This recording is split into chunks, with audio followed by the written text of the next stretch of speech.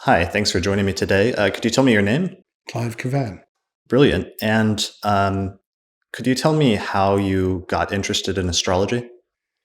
Yes, my brother-in-law was Patrick Curry, and he did my chart for me. This must have been in the 1970s, and I was struck by how accurate it was. Um, but I thought he'd asked my sister for information, so I decided to investigate a little further.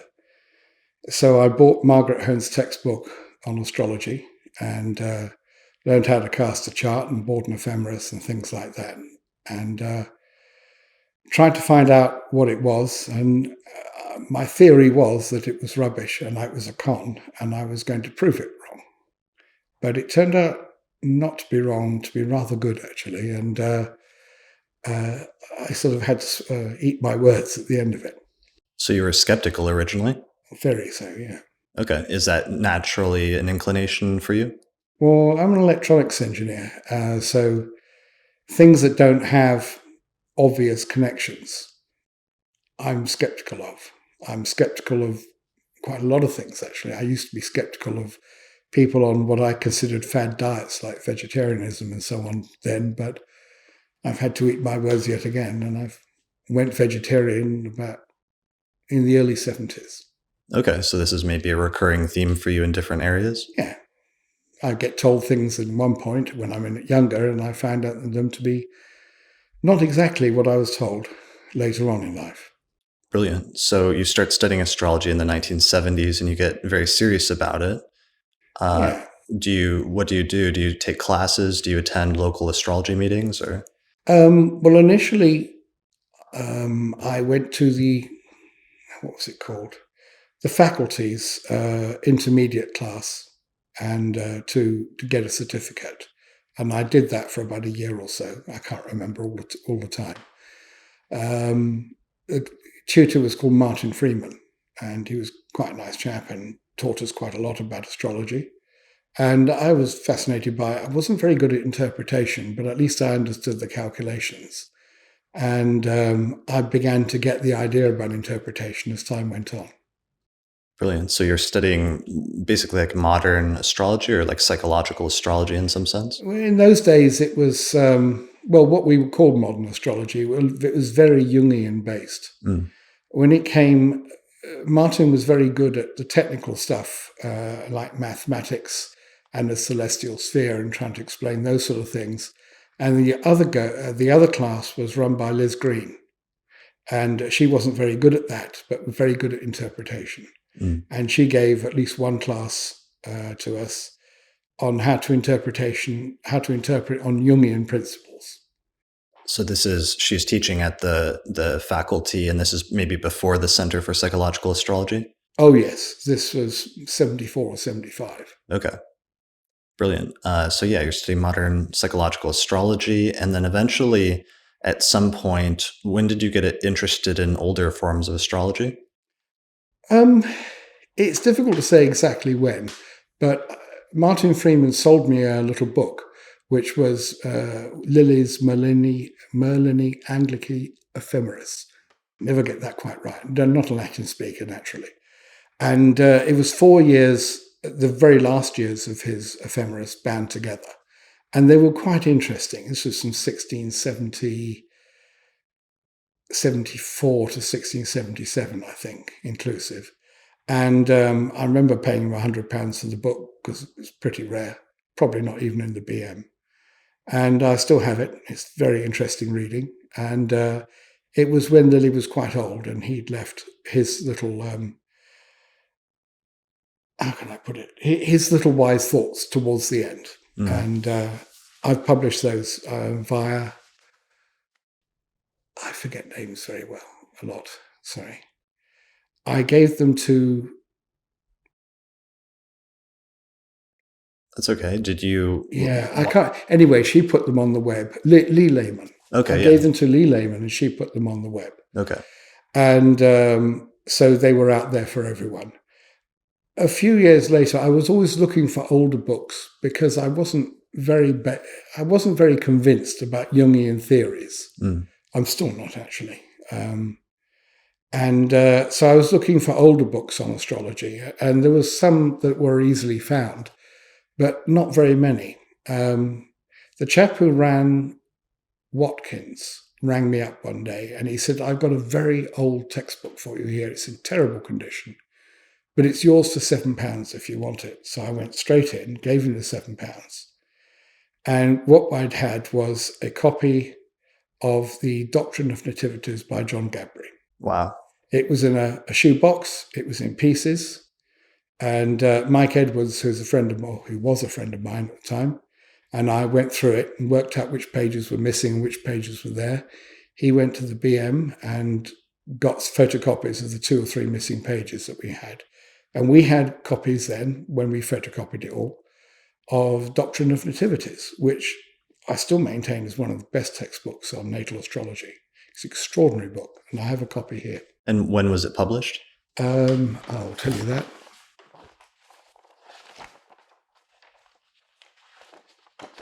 1658. Wow. Okay. 1658. So, and you have a copy of the actual book here. The original one that I have is still at home somewhere. I can't quite find it, but I have a copy here that was given to me here. And as you can see, it's a book 350 odd years old. Wow. And it's still extraordinarily relevant today. It's written in English, or most of it's written in English. Mm-hmm. Some of it's in Greek and some of it's in Latin, but it doesn't really detract from the book's content. Right. So was it your skeptical nature that led you to wanting to look into older forms of astrology in some sense, that you were skeptical about contemporary astrology and looking for something more? I was looking for something from the past, something more deeper than these, shall we say, rather trivial analyses of people's charts. Mm. I thought there might be something else. Added to which, at the Astrological Lodge of London, which I joined by then, there were people there who talked about older forms of astrology. There was Derek Appleby, who talked about horary, which I found very interesting, and Geoffrey Cornelius, who talked about all sorts of things. He was more into the philosophy of astrology, I think, than actual prediction and so on. But nevertheless, I knew he had older textbooks and so on, and I found this fascinating. I wanted to know what was in all these older textbooks. And they were thin on the ground. You couldn't go out and buy them.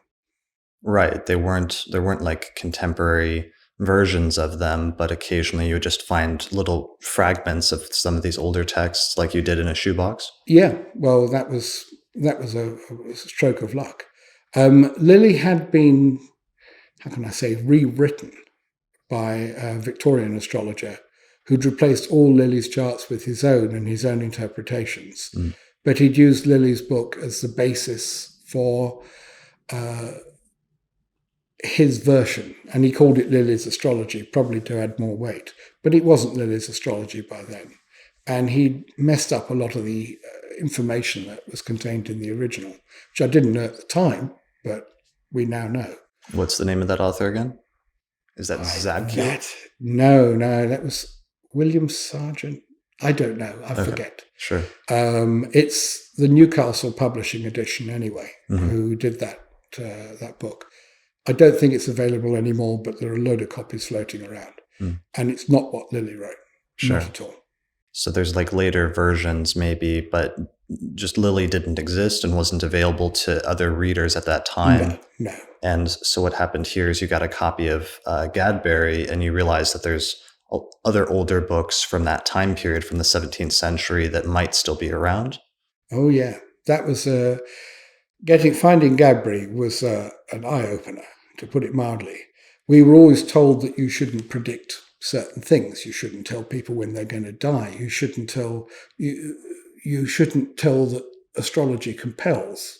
Well, I don't think it does compel, but nevertheless, there's arguments for saying that forces in astrology are not easily repelled, shall I say, in many cases. And here was an author who laid it out and said it like it was. You know, he goes through Mercury, and he goes through Mercury through the houses, Mercury through the signs. Then he starts, arguments for a bright understanding and arguments for a dull or stupid understanding. And it's there in text. And I tell you what, he seems to be right. He does seem to be right. And he deals to every planet like that. He goes into detail. So the astrology that you're reading in these older books from the 17th century represented something that was radically different than what you were used to up to that point? Oh, yeah. Oh, yes. We were always told to tone it down. We were told to not to get into prediction, I was once told off, once I'd learned a little, for using what they termed a horary technique, which wasn't a horary technique. It was an older technique when interpreting a chart at the lodge. And there was a chart, was he a saint or a sinner? And I can't remember who it was now, but he was definitely a sinner. He was a serial murderer, I believe. And I looked at the chart and I sort of, with what I'd learned from, well, we didn't have Lilly at the time. We had Gabri. And with what I'd learned from Gabri, I said he was most decidedly not a nice person at all. And he had all sorts of problems. And I went through them. And I was told by, I forget, the person in charge of the lodge at the time, that I shouldn't use horary techniques on natal charts. Right. So there was something almost bad or wrong with that approach. It was sort of taboo in some ways. There did seem to be, yes.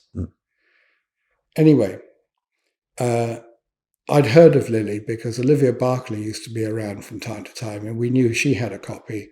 And I think Geoffrey Cornelius had Charles Carter's copy of Lilly. He had a second edition.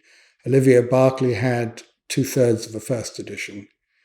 And my edition, as you will see, is missing a few pages which have been written in by hand afterwards.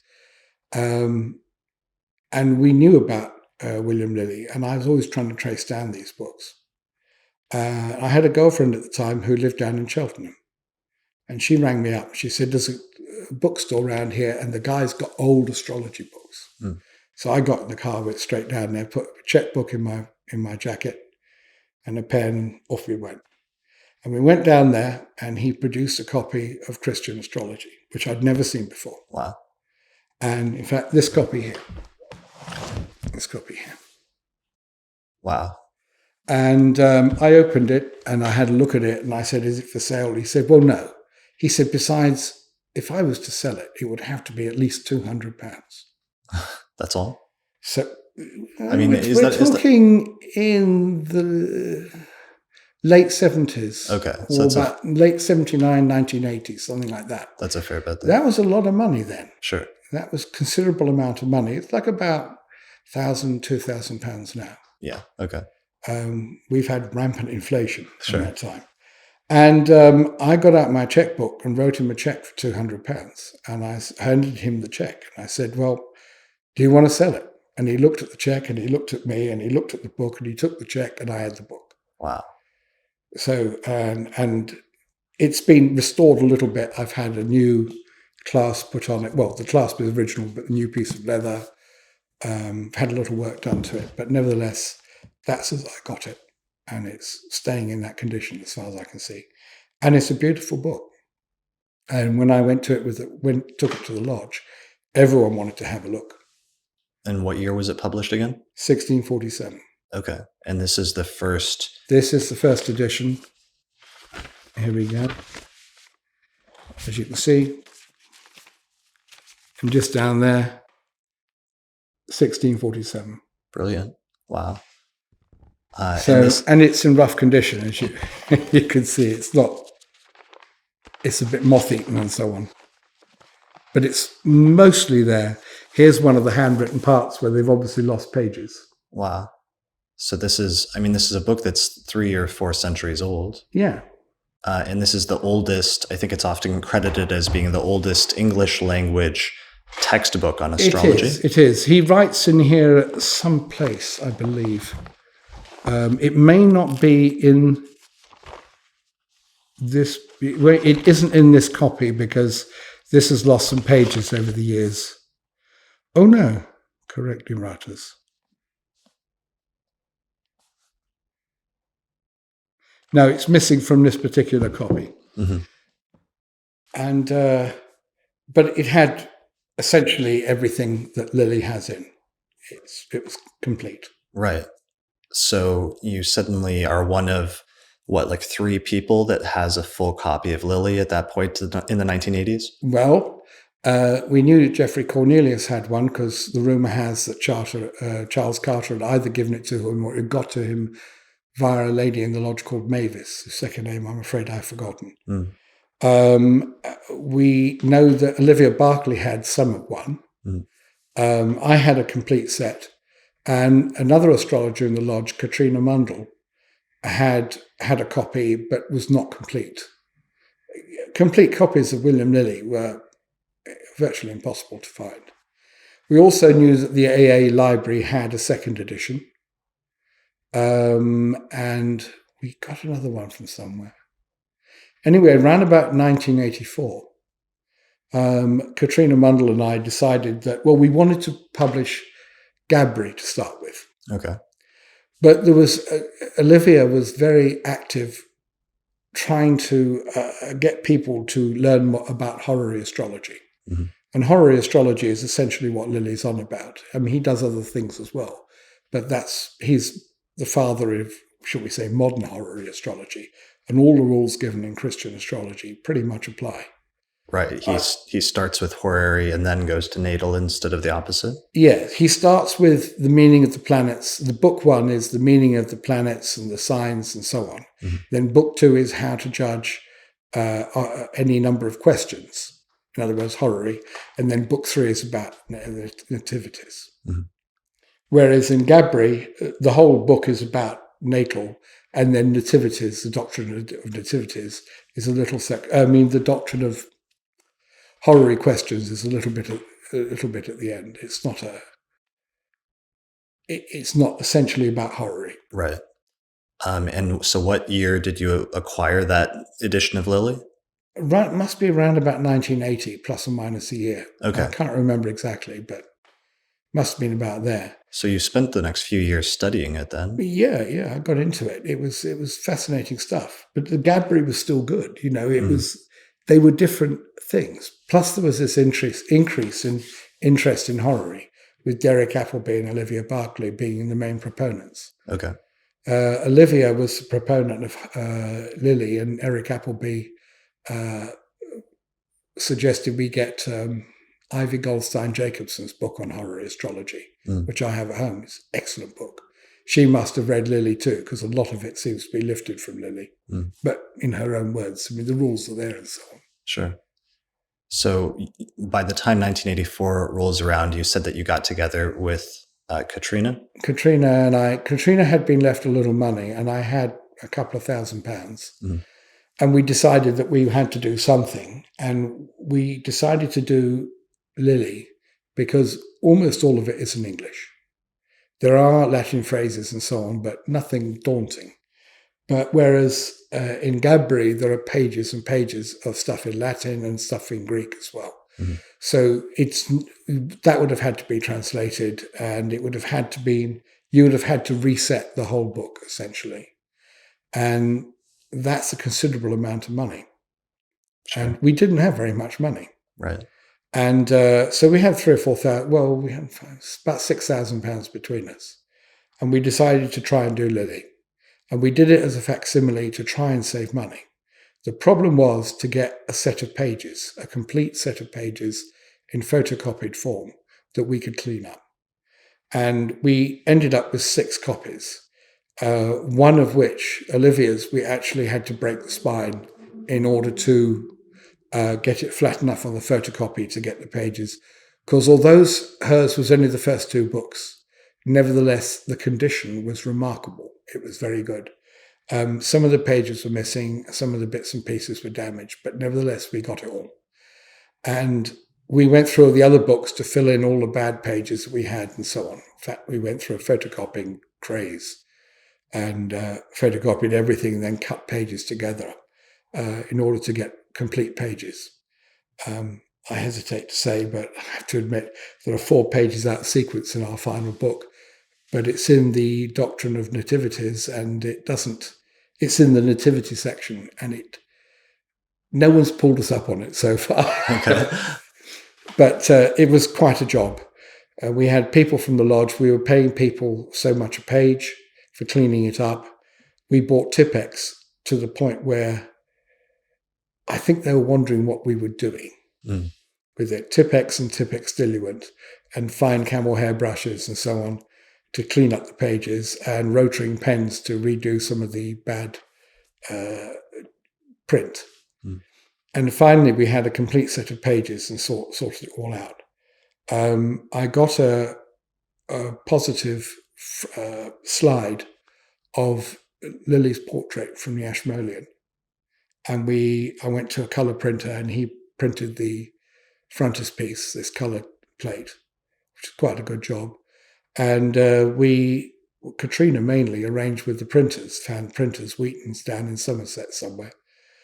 And we went down there with all our stuff and tried to negotiate, and it was a huge amount of money. I think it was about £12,000, which in the 1980s was more than I earned in a year. Right. So it was about 18 months' salary. Right. In order to raise money, I sold advance copies. Okay. And, pieces of paper which says, you pay us £26 now, and when the book is printed, we'll send you out a copy. And I raised about £2,500 that way. So about a fifth of what you needed or so. But we were paying people for cleaning the pages, and the bill for that was nearly 3,000, as I recall. But I might be a bit wrong. It was not far off 3,000. And yes, so we had a complete set of pages. We went down to them, and they gave us a deal, which I thought was rather good. The book is not printed in black and white because we couldn't get coloured paper to mimic the coloration of old paper. We printed it in sepia. So it's not a black print. We had to have white paper. Otherwise, it would have been a specialist paper run and the cost would have been too much. But I insisted that the books were sewn so that they would last at least as long as the originals. And they're sewn in 16 pages at a time. And I think it's 916 pages long, something like that. We got Geoffrey Cornelius to write an astrological perspective from a modern point of view about it. And we got Patrick Curry to write a historical perspective, because by then he'd been doing a lot of work on the history of astrology. So we wrote those. We didn't put them in the front as forwards because I thought it would detract from the book being like an original. So I called it an afterword. God help me for that one. And I put it at the back. I suppose a lot of people never even get there and never get to read it, but it's all there in the back. And then Eric Morse, who was a lodge member at the time, who was very hot on fixed stars, had researched all the fixed stars Lilly used, and we gave a little piece of paper which we stuck in at the end about the fixed stars. And we also included Lilly's birth chart, because it's not in the book. We included Lilly's birth chart from Gabri's collection. And that was it. So we told them to go ahead, and they were very generous to us. They gave us 90 days to pay after the books were delivered, which was incredibly trusting, because we'd have gone under if they hadn't. And we waited until it was delivered. It was some time, actually. How many copies did you order? 2,000 copies plus 100 in paper. And we were going to make special presentation editions for people who'd helped and things like that. It didn't quite work out like that, but nevertheless, I had the prototype, which is this one here. This is a hand-bound leather edition, the final thing, and with a colour portrait of William Lilly. Wow. Courtesy of the Ashmolean Museum. Very nice of them. And there it is, 1647. Brilliant. The page I'm most proud of is this one, To the Student in Astrology. Now, in the first edition, the page goes on about... We couldn't get a complete page from any of the editions. That's the first problem. But the first edition, the end of it is going on about God bless Lord Fairfax and let him, do well in his fight against the Parliament, the royalists and things like that. But the problem is that he had to write that in order to get the book printed. It was in the middle of the English Civil War. Mm. By 1659, those restrictions didn't apply, and he rewrote it. Most of it is still the same, but the end bit is completely different. And so if you look very carefully at this page, you see down to there, it is one style of print. Mm. And then the bottom is another style of print, and it's actually two separate pages put together. So you merged both editions? Yeah. Brilliant. This first edition front, first top half, second edition finish. Okay. Without all the dedication to Lord Fairfax and so on and so forth. And I can't remember all the details because I've got an archive at home with all this stuff. So what year was this published? 1985? That's right, yes. Okay. What do you remember? Was there a day or a month? It went to the printers in April 1985, and we had the first copies. We had the copies come back, all printed by. It was the AA conference, which was in September in that year, August or September, I think September. And we just got them then. And I remember when the lorry arrived with the copies, weighed 8 tons. Wow. Nothing quite makes you want to sell books like receiving enough books to fill your living room. Is that where you stored them? No. I had a garage. We put down pallets and we stored them on the pallets in stacks about 5 feet high. And there were several, maybe it wasn't 8 tons, maybe it was only 3 or 4, but it was a lot. Sure. And I had a couple of friends of mine, and they were rather struck by the fact that we didn't have a pallet truck, a forklift. Right. And we had to unload them by, one at a time. And they backed it right up to the garage where we were putting them in, and we put the pallets down there and we unloaded the books onto them, and that was it. And I looked at it when the truck disappeared and I thought, my God, I think we've just wasted 12,000 quid. It's really frightening. All right. So you have 2,000 copies of this book, and it comes out just in time for the AA conference.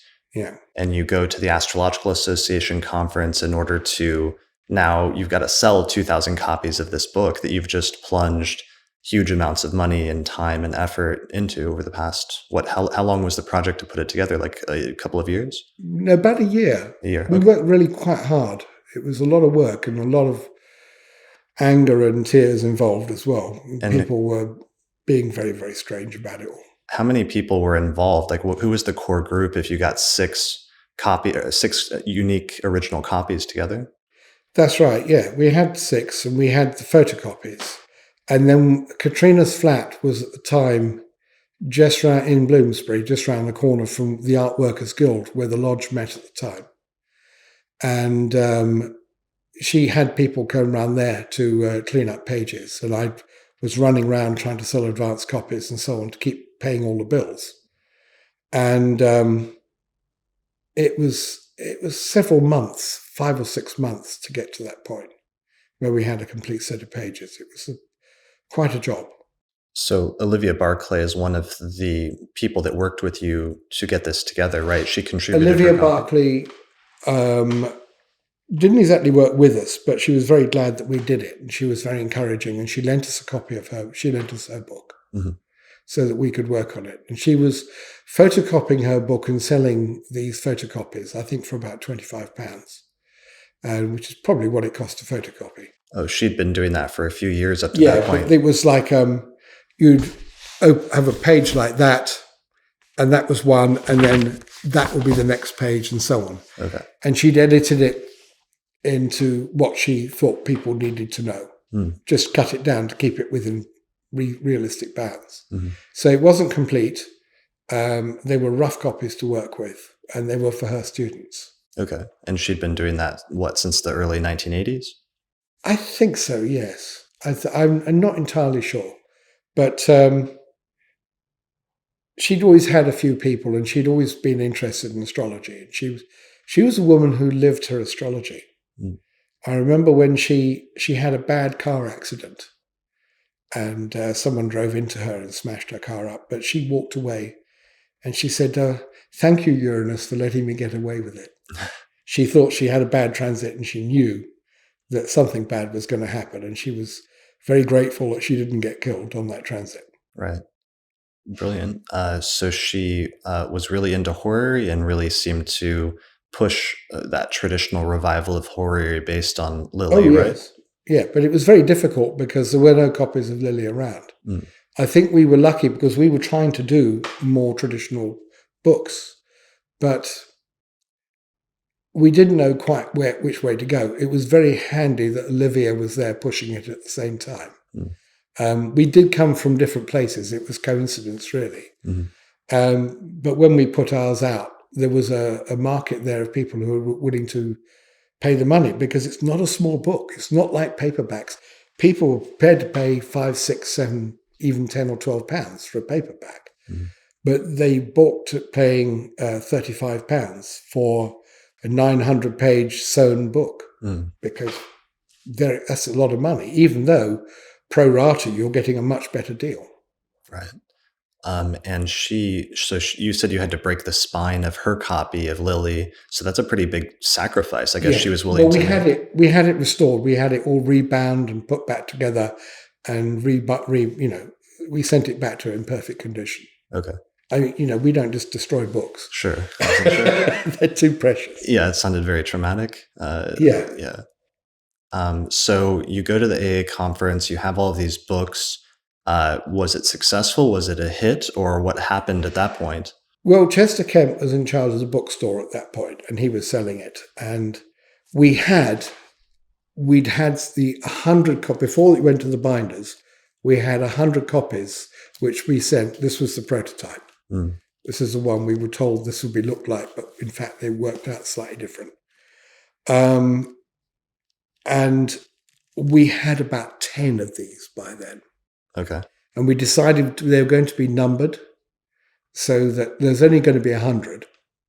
And so we took the 10 along, and we presented number 1 to the Astrological Association for their library.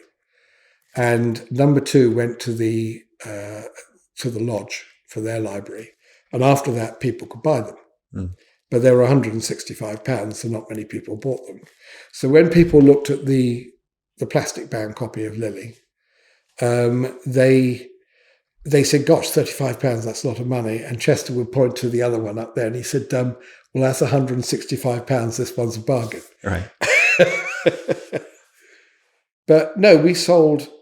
I think we gave away to subscribers. There was about 30, 40 subscribers there, and we set up a little table beside Chester's Kemp thing with boxes of these books, and we gave them away to the subscribers who came along with their bit of paper. And we had a list, and they got their copies like that. Okay. And that saved us the postage, at least. Then the rest of them we posted out. I think it was around about 180 copies we sold in advance. Okay. That's a decent bit, but it's not a lot. It's not a lot. Well, it's £26 each, so 26 times 180. Right. It paid for the workers to clean up and stuff like that. So, Okay. yeah, I never said this was big finance. This is always on a shoestring. Sure.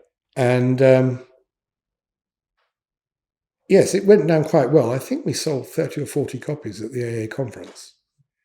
And then we sold quite a few copies at the lodge as well. And gradually the word got round and caught on. And Olivia used to buy copies from us, which we gave her a good discount on so she could sell them on to her pupils. Donald Weiser from Samuel Weiser Incorporated made an agreement with us to buy 250 copies as soon as they were available. And 250 copies at 1.4 kilograms each is quite a lot. And I had a mini Metro at the time, and we had boxes of books all wrapped up for surface mail because air mail was out of the question. The cost would have been more than the discount we were giving him and so on. So we'd have made a loss on the books. So we sent the books off to Donald Weiser in New York, and with his discount, and it was a lot of money. It was about 7,000 quid or something like that. And he sent us a check after about 60 days, and that helped us to pay the printers. And I even had to borrow a couple of £1,000 from my mother in order to finally settle the bill at the printers after 90 days. So that's how close to the edge we were. And you were able to eventually meet that deadline?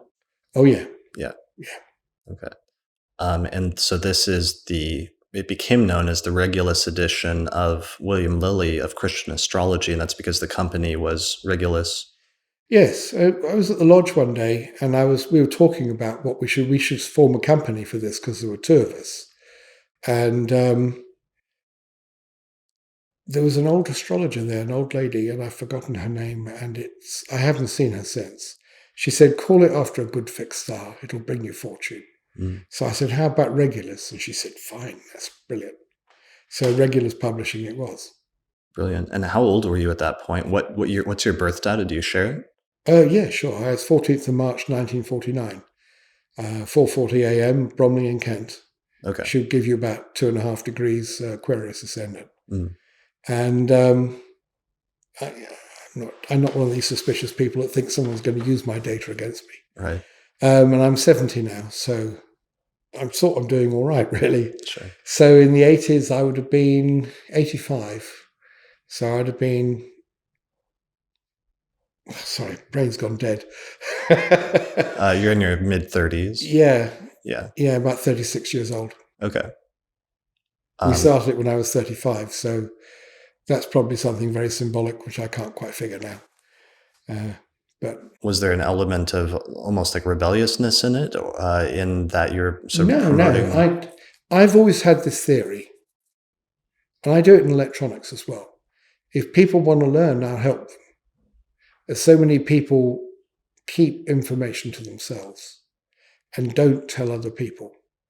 And I think essentially that's wrong. And I've always tried to spread any knowledge that I have. And I thought that me having the one copy, it's very nice for me and a few of my friends, but it's not much help to other people. And I thought it would be very good to publish this and get it out there. And I hoped it would make a difference. I hope people would see that there's more to astrology than just Jung or Freud or any of the others. And there is. It's there, and it's a very good book. It's an excellent book. So that was your underlying, almost like philosophical motivation that drove you to do this? Oh yeah, it was. There's no money in it. I mean, after Regulus was alive for 20 years until it all had to be shut down. And I can't remember, I think if I made £100 a year, right, that would be an exaggeration, I think. But there was no money in it for us, but we did what we did because we wanted to get the knowledge out there. There's other things we did as well. This is not the only book. I was always very surprised that no one did primary directions, which I've always thought was a very interesting predictive tool, which has fallen out of use.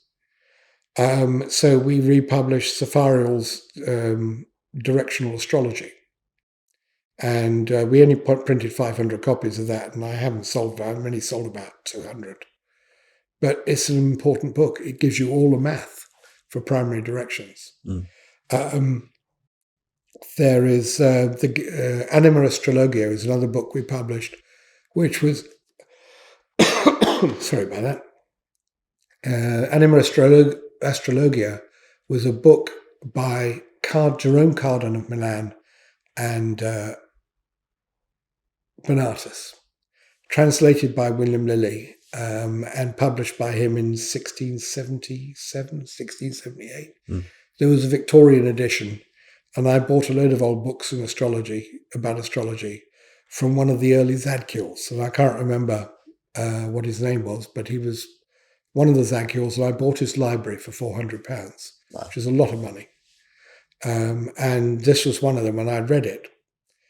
And I was most struck by the fact that one of the Bonatti aphorisms was, and I'm doing this from memory, I should have bought a copy of the book with me, that clothes put on when the moon is in the first face of Scorpio were apt to be torn and damaged. Mm. And I bought a new pair of trousers from Savoy Tailors Guild, funnily enough. And as I went out of the door, pieces of brass in the door caught on them and tore them. And I thought, that is very interesting. And I went home and I looked up the ephemeris to see what was going on. And the moon was in the first face of Scorpio. Mm. So I thought, okay, well, that's rather good. This is another book to publish. Okay. And we sold, printed thousands of copies of that. Probably only got a couple of hundred left now. Okay. But it's really, really good stuff. Do you know what year that was? 87, 88. Okay. So Something once like that. once Lilly came out, you did start looking for and did publish other books? Yeah, because we were going to get money back. Mm. And we wanted to publish other stuff. Right. Were there any other books that you ended up publishing? We only managed the 3. I wanted to publish Gadbury, but the problem was translation. I didn't know people. Now there are more people around. It's easy to say we should have done it at the time. Mm. But the fact remains that there's very few people around that I knew who knew about astrology, who could speak Greek or ancient Greek as well, more to the point, or Latin. And it's very easy to translate things straight from one thing to another, but you've got to get the general gist of it. It's not enough to know a language. There are different meanings and different things which don't translate straight. And I'm sure Latin is the same, Latin into English and Greek into English. So it would need someone who was an astrologer who knew Latin and Greek to translate it. And it would have been a nice thing to do. I'm sure someone's done it by now, but not me this time. Sure. And that's another one that you have a first edition of? Yeah, there's only around the one edition, this one here.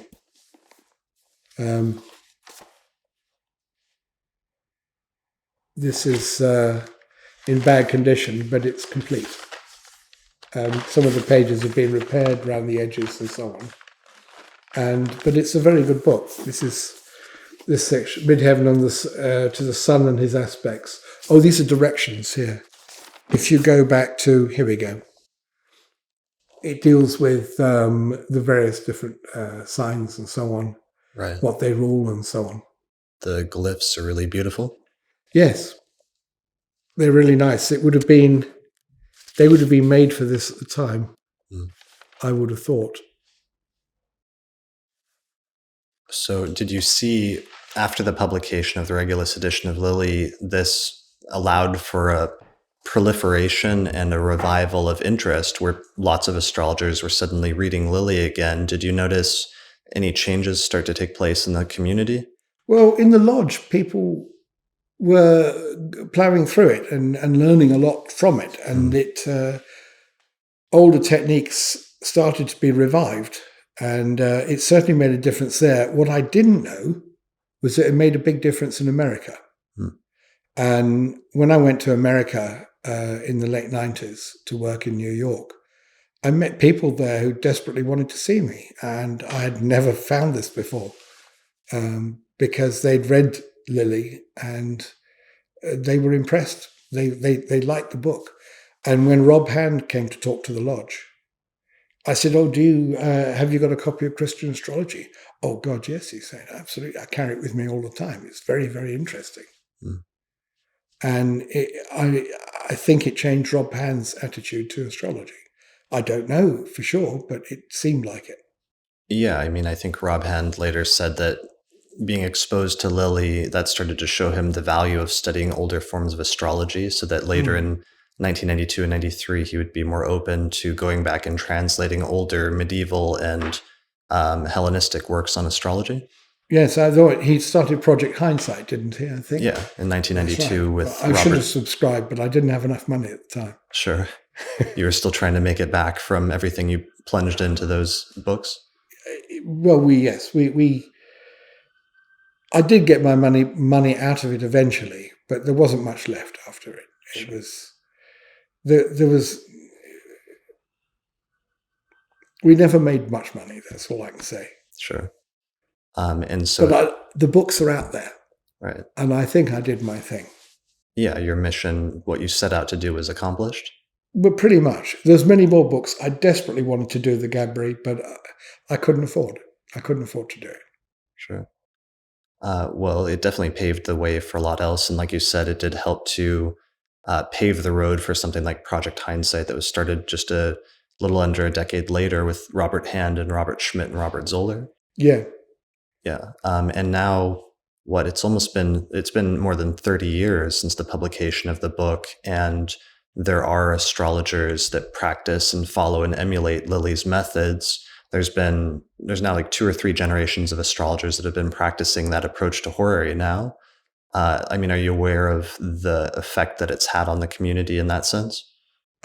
not really actually. I live in London. I do travel a bit, but I tend to travel for reasons to do with electronics rather than with astrology. I haven't been to the AA conference for a few years, so I need to get there. But it's not like it used to be when it was £25 or something to go for the Right. weekend. Yeah. Now it's a lot of money, and I've always meant to go to one of the big American conferences as well. But I should get there. I'm a life member of NCGR, Mm. and yes, and I have friends out there. I mean, I know that Lee Lehman and Margaret read Lilly, and she went round telling everyone to buy it and so on. And I sent her copies. I know that. I think she bought about 100 copies from me over the years.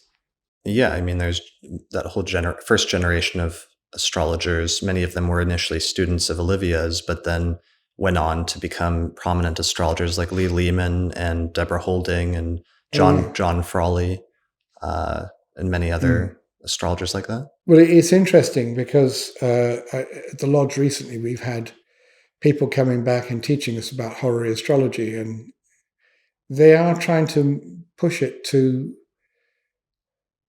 They find very convoluted ways of interpreting things, whereas there are much simpler interpretations. And if you just look at Lilly, he shows you how to get there pretty damn quick. Mm. And sure, their techniques that they're using, you can bring out more information. But I've always regarded horary as answering the question, is X good or bad? The answer, good. Then you got the answer. Why it's good or bad wasn't the question, if Mm. you see what I mean. I mean, there are levels of subtlety in it all. I know that. But I think it's quite interesting that younger astrologers are coming back to it now. And there is a continuing interest in horary, Mhm. which was only a handful of us doing years ago. Though Olivia Barclay's book was pretty damn good. She references Lilly all the time. Mhm. But she did invent a few techniques of her own, though none of them spring to mind. And one of my horaries is in there as well. So I'm In quite, in her book? yeah. Okay. So the one about them trying to buy a 1937 Bentley, and that was me. Okay. I didn't manage to get it in the end, but I got another one. Okay. So Yeah, and with Olivia and all of them, she passed away, of course. Do you know when that was? It was in like the early 90s? I can't remember exactly when. My memory for times and dates and people's names is terrible. Sure. Olivia I knew because we used to meet up regularly. We used to wander along the cliffs, and you know, I used to visit her from time to time. And she was a lovely lady. And she was a true astrologer, really. I'm not. I can interpret bits and pieces, but I came to it sort of latish, if you see what I mean. Mm. And I've always thought it's my job to enable better astrologers to be better at it, to give them information. And if I can do that, then I'm doing my bit. Did you notice that there was a lot of, sometimes when people started reading Lilly, sometimes there were debates of interpretation or different ways that people interpreted the text? Yeah, there was this whole thing about mutual reception Mm. and whether the planets could move. And everyone quoted Lilly on this. And if you go through it, there is nothing that suggests that. I do not understand. Lilly says that planets in mutual reception cannot do injury to each other. He says he regards it as a good thing, but he doesn't, as far as I can make out in the text, unless he wrote something else that I'm not aware of, and I don't think so. There is nothing about moving planets to the sign where they came from, but where the sign where they're at home. I don't regard it as that sort of dignity. Mm. And there was a lot of this technique being used a few years ago in order to try and solve charts, get an answer to a horary questions and so on. And I don't think that's a legitimate technique. It's certainly not from Lilly. It's from someone's mind, but there you go. So sometimes there were unexpected results that came out of people interpreting and trying to wrestle with the text? Yes, I think so. It is a big book. Mm. And I don't know if anyone's actually read everything all the way through. And there, because of the language used, there is room for interpretation. Both the print, which is difficult to read if you haven't read it before, but it has to be said you get used to it quite quickly. And the language is a bit flowery. So you can see there's difficulties in it, but you actually get quite used to it. It doesn't faze me at all anymore. I just pick up the book and I can read it without thinking about it. Mm. But it is a strange typeface, but it was the one at the time, you see. There's nothing you can do about that. Right, it has those strange S's and things like that? Well, long S's. They look a bit like S, but they're not the same. An F starts at the baseline and goes up like that. So it's like that, or like that, looking at it from the other point of view. A long S, it goes below the baseline. It's like that. They're not usually used in the beginning of words. They use a small s, but in the middle of words, they tend to use them. So it looks like sicknesseth. Right. Was it just a stylistic thing? Yes, it's a type style. Okay. If you look at Garamond, for example, the W is literally two V's like that, with their crossover in the middle, which I personally quite like. I like typefaces. Right. So in terms of different interpretations of the texts, and people started to engage with it at this point, one of the other debates that came up was about the considerations before judgment, where it seemed like some of the students of Olivia and other people that were reading Lilly in the early 90s and late 80s, they saw that there were considerations before judgment, but that Lilly would still judge horary charts even that contained them. And there was a debate about what that meant, and different interpretations came out of it. Were you following some of those debates? No, not really. I was aware that people were debating these sort of things because it would occur at the lodge occasionally. Some things were quite obvious. If you've got void moon, and I know people will take me to task on this, but things rarely go on, as Lilly puts it. In other words, a void moon generally means nothing will come of it. It's not always the case, but it usually is the case. And I remember a chart coming up at the lodge, and it was someone who was obviously learning horary. And horary has got a way of teaching you as it goes. It's something I've noticed. When you first start horary, you get all the strictures, all the things to tell you shouldn't do this. Too early degree rising, too late degree rising, the moon void, either the ascendant or the moon in the via combust, and things like this. And and void moons or void planets sometimes if they're critical. And it seems to me that astrology has a way of teaching people how to use it. And people bring these things up at the lodge, and you get a chart put up on the lodge, and you say, oh, well, yes, of course. It's teaching you this is what it means. Void moons, nothing will come of it. It's too early to say. You've got half a degree on the ascendant. We don't know all the information yet. Things will come about. Things will change. And you can go through all of these things. If it's the late degrees, if you're 27 years old and you've got 27 degrees rising, or if the person inquired about is 27, or any other number for that matter, then, or if their person is a very old person, you've got a very late degree rising, then you can sort of say, well, okay, let's go with that. But more often than not, it means the time for judgment is past. And if you're starting out, I'm sure you will get these charts. They will come.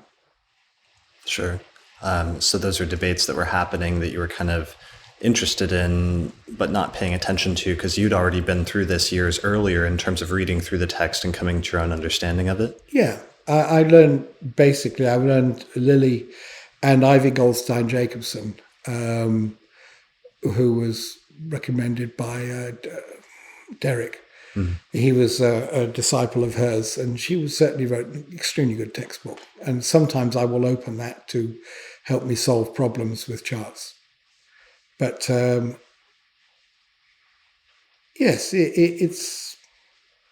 I've lost my track now. So even though sorry, I have to wipe that bit out.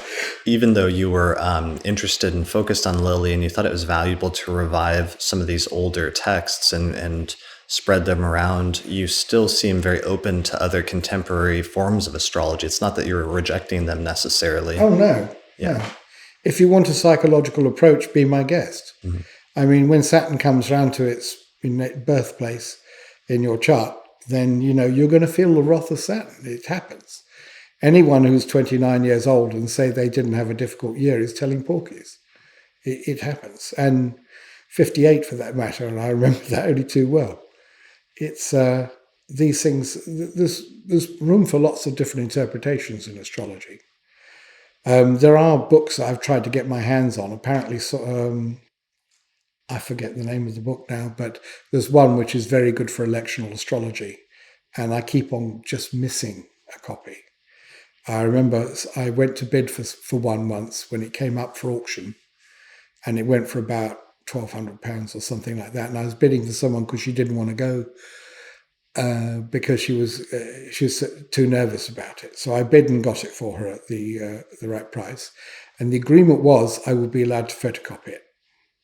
And immediately she got it. She wrote back on that. So I never got that one. Oh, no. So you published 3 books with Regulus publishers, and then the company was dissolved at some point, right? It had to be dissolved, yes. I got divorced and my wife was making life tough, and she'd bought some of the shares from one of the other owner, from Katrina, and she was trying to block everything. So the easiest way was just to wind it all up. And what year was that? Like late 90s or early 2000s? That would have been about 2001. Okay. What projects are there that you wish that you could have done that you weren't able to get to during the course of that whole company and project? Oh, well, the Gabri. I desperately wanted to do Gabri. It is one of the best textbooks, I think, ever written on natal astrology. It is on the nail. Some of his interpretations are so spot on. If you look at your own chart and look at Gabri's interpretations, you think, bloody hell. That would have convinced me all those years ago back in the early 70s. Mm. I would have been a devotee right from day one. And that's the text that was difficult, though, because he wrote large parts of it in Greek and Latin? That's right, yeah. And we have a copy here. I'll see if I can find a Latin part for your Greek part. But it's not easy, I mean.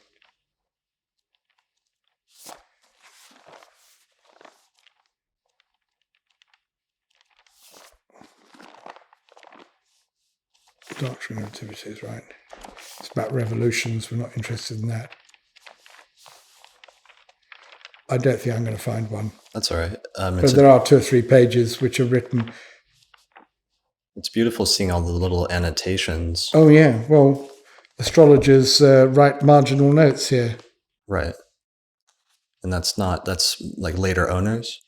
Well, yeah, somewhat to point. I mean, it's written in ink with a steel nib looking at it, so it's probably Victorian writers.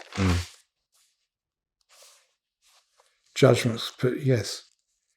4th house there. Was that something you ran into with Lilly as well in terms of like annotations in the books? Judgments belong to the 3rd house. I can't remember all these things here. I haven't. Testimonies. Wait a second. Testimonies of poverty. Here we go. This is an idea. When it comes to the particular planet, the particular house, he goes into what shows if they're rich or poor, what shows if they're bright or stupid. Arguments of an admirable fortune. There we go. This is such a good book. And I desperately wanted to do it. Here we go. This is reprinted. How every man, though not acquainted with astrology, may know that his complexion by his dreams. And it's 2 pages of poetry. Wow. Not what you find in modern. Here we go. Arguments of a good understanding. The native's understanding. Mercury in Gemini or Virgo gives a good understanding, and native that so hath him shall be of admirable judgment, and so on. Arguments for a good understanding. Arguments for a dull and stupid understanding. Okay. So he deals with this stuff, and it's really on the nail. He's really good. And I desperately wanted to do that. And I think other people have done resets and so on, but it's not quite right. And it really needs to be done properly. Okay. So maybe that's something that a project you hope somebody will pick up in the not too distant future. It needs to be done. It needs to be bound properly, and it needs to be available so that people in 200 and 300 years' time have that information. Right. Do you have any advice if anybody takes on that project from your experience in doing Lilly? If anyone wants to approach me for advice, I'll gladly give it to them. But you have to structure the cost and so on so that you will come out at least ahead. And you've got to be realistic about the cost of distribution, the cost of advertising and everything else. It's more money than you'd think of. And the cost of running a company, just the cost of that is a lot of money. So maybe it's one of those things where you have to be more dedicated to the ideal and the goal rather than the sort of rewards that might happen. Oh, yeah. Yeah. If you do this, you're not going to make a fortune, but you will make people understand what's going on in the world, hopefully. Brilliant. All right. I think that's a good ending point. My last thing, you have many different hats, but you're primarily an audio engineer, and that's like your job that you did all of those years, and this was a side thing in some sense, right? That's right, yeah. Mercury trine Uranus, good for astrology, good for electronics. Right. And so you've worked with a lot of like big name people in terms of your job as an audio engineer? Yes, I guess so. Okay. So okay. I guess my final question then is just if you could go back and do it over again, starting in the early 1980s before you did the Regulus edition, is there anything that you would have done differently? Like knowing what you know now in terms of how it turned out and the effect that it's had on many different astrologers? It is, I think I made probably a bigger effect than I realized I was going to at the time. Right. I was more concerned with people at the lodge and astrologers in Britain, but we ended up selling these things all over the world. We sent them to India and Japan and 600 or 700 to America at least. Yeah, somebody just gave me a Japanese translation of Lilly the other day, and I can't help but think that the existence of that translation has something to do with you publishing the Regulus edition in 1985 and re-popularizing that text. It must be. I didn't know it had been translated into Japanese. Yeah. But yeah, I guess so. It's I'm glad. I'm very happy for that, and I'm happy for the people who do the translations, and I hope it makes a difference. Yeah. Well, thank you a lot for your contribution to the astrological tradition and the community, because I think it has made a big difference. Thank you very much. All right.